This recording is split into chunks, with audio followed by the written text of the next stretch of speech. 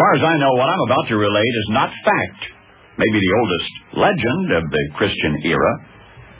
I've sought to backtrack the story of its source. No use. Don't look for it in the Bible. You'll not find it there. Of all those who have retold it, none ever signed his name to it. And when you retell it, please do not credit me. Generations have kept this story alive only because it seemed deserving of living. That does not make it immortal, but it makes it interesting. It's the legend of the dogwood tree. Visiting the Holy Land, I discovered the legend is told there quite the same as I heard it half a world away.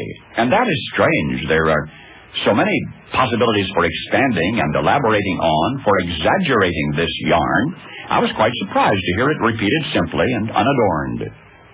By some, it is repeated as fact. By others, it is told to babies at bedtime, more as American mothers tell fairy tales.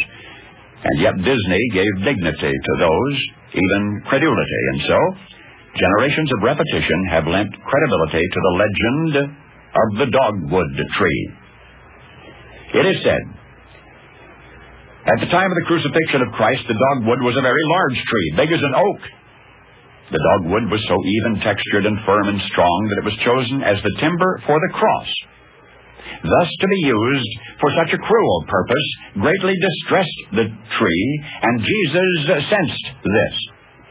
He, who noted even the sparrow's fall, whose last compassion was for a repentant thief, he similarly forgave the repentant dogwood tree for its unfortunate fate.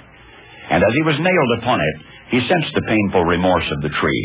In gentle pity for all sorrow and suffering of every living thing, he said to the tree, because of your share of my suffering, never again shall the dogwood tree grow large enough and strong enough to be put to such a cruel purpose as this.